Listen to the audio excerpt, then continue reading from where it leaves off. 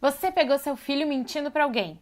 Seu filho mentiu para você? E agora? O que tu vai fazer? Nesse vídeo eu vou te dar dicas de como trabalhar essa questão da mentira da melhor forma, usando para isso a literatura infantil, que é o meu assunto principal aqui nesse canal. Quer saber como? Vem comigo!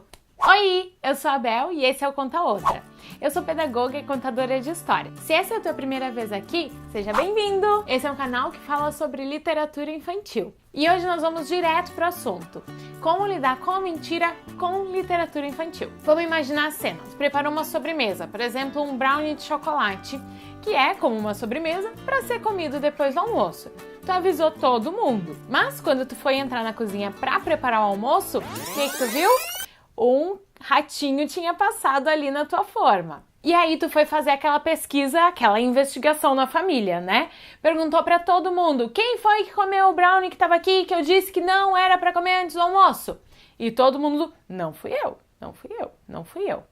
E aí tu olha pra carinha do teu anjinho, o teu bebê, aquela criança que acabou de fazer 3 aninhos, e vê aqui, ó, aqui no cantinho, um monte de chocolate.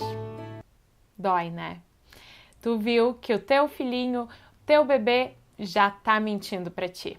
Primeiro, antes de falar especificamente sobre a mentira, vamos nos contextualizar, tá? Não desiste de mim. Eu vou te dar a resposta, eu vou falar sobre a mentira. Fica até o final e aproveita que já deu essa paradinha agora pra curtir o vídeo, pra que ele tenha mais divulgação e mais pessoas tenham acesso a esse vídeo e a gente tenha menos pinóquios por aí, tá bem?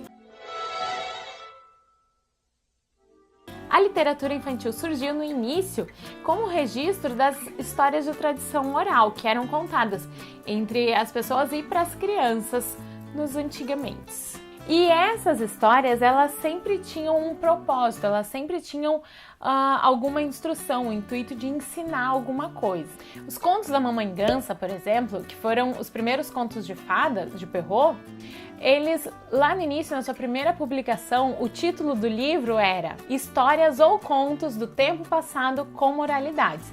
Então, assim, ó, na capa do livro já estava dizendo ali que o objetivo era ensinar a moral, né? Trabalhar a moralidade. Isso não é muito diferente nos dias de hoje. A literatura infantil, ela ainda tem um objetivo, ela ainda tem a intenção de fazer com que as crianças elas cresçam como pessoas e com que elas aprendam os valores.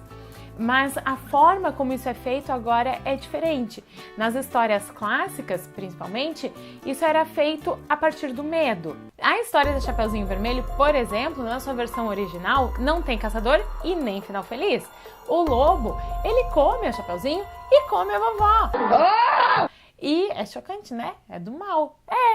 Porque era essa a intenção. Era ensinar para as criancinhas, para as menininhas, que não era para elas andarem sozinhas no meio do mato, porque era perigoso. E essa era a pegada geral das histórias. Era chocar, era assustar e era proteger quem estava ouvindo. Proteger a partir do medo. Fazer com que as crianças elas entendessem que alguma coisa era perigosa e se mantessem longe daquilo. E isso é uma coisa que a gente ainda faz. Na minha época de criança ainda era feito. Por exemplo, quando se diz para criança que não é para engolir chiclete porque vai grudar o intestino.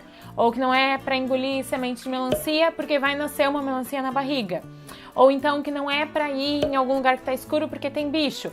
São coisas que a gente quer fazer para proteger a criança, não quer que a criança engula o chiclete ou a semente, por quê? Porque ela pode se engasgar, né? Não é porque vai grudar as coisas. Eu já engoli vários chicletes e nada grudou. E até foi bem decepcionante quando isso aconteceu. Até vamos aproveitar agora e me conta aí nos comentários qual era a mentira que contavam pra ti, ó. Hashtag mentiram pra mim, tá? Mas enfim, tem uma história que eu lembro que o meu pai sempre contava pra mim, quando eu era criança, que é bem famosa, que é a história do pastor brincalhão, que é uma das fábulas de Esopo. Eu vou ler para vocês. Então, vamos à leitura. O pastor brincalhão. Um pastor tangia seu rebanho para bem longe da aldeia e passava o tempo se divertindo com a seguinte brincadeira. Punha-se a gritar aos aldeões por socorro, dizendo que havia lobos atacando suas ovelhas.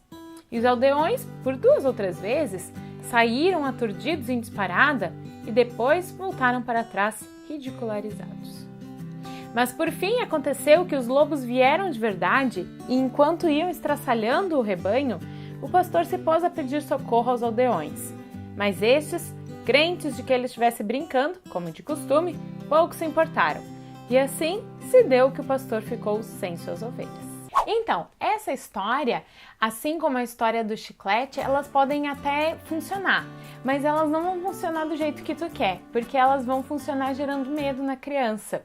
E ela pode até te respeitar, mas ela vai fazer isso pelos motivos que não são os motivos que a gente quer. Ela vai fazer isso por medo, por receio, por estar assustada. E é nesse ponto que eu quero chegar. Quando a gente percebe que a criança está mentindo, é muito decepcionante, porque isso normalmente acontece muito cedo e por bobagem, tipo, por uma coisa que, tá, se ela queria tanto assim comer um chocolate, era só ela ter te falado que se ela quisesse tanto, ou tu ia ajudar ela a se distrair com alguma coisa, ou tu ia dar, né? Ela não precisava mentir, ela não precisa mentir pra ti.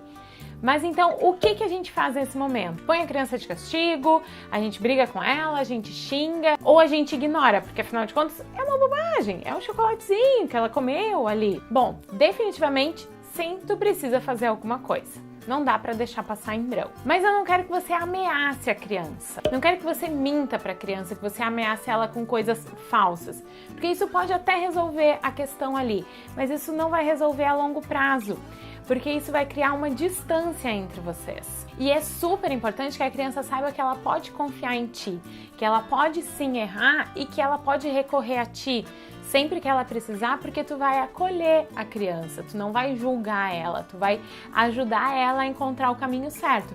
Porque a mentira começou agora, por causa de uma bobagem de um chocolate, mas pode ser que em algum momento essa mentira seja por algo mais grave, algo realmente que a criança está passando, algo que ela está sentindo, que ela está sofrendo e que ela acha que é culpa dela, e ela não vai te contar porque ela vai estar com medo de ti. E eu te sugiro aqui a utilizar a literatura como um instrumento, como um meio para falar sobre a mentira com a criança. Minha sugestão é que a partir da história vocês possam conversar, vocês possam ter um diálogo sobre o assunto. Como eu já falei, a literatura ela nos ajuda a refletir, ela nos ajuda a nos colocar no lugar do outro e a enxergar o mundo. Só que isso não acontece simplesmente ouvindo uma história. A história precisa ser trabalhada, ela precisa ser mediada.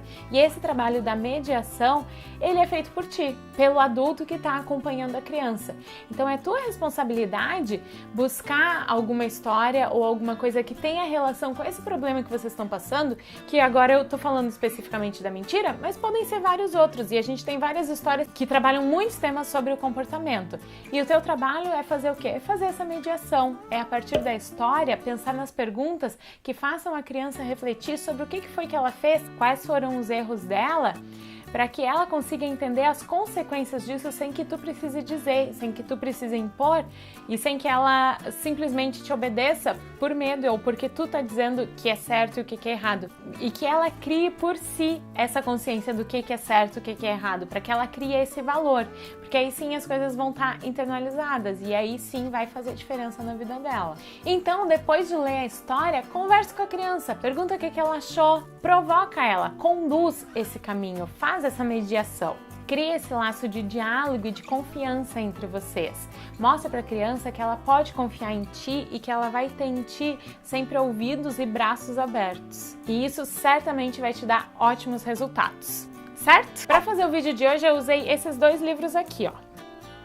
E eu vou deixar o link deles na descrição do vídeo. Então, espero que vocês tenham gostado desse vídeo. Se você é novo por aqui, não se esquece de se inscrever no canal e ativar as notificações no sininho ali. E já aproveita e clica nos videozinhos que vão aparecer por aqui para te poder assistir todo o conteúdo que eu já tenho colocado aqui nesse canal.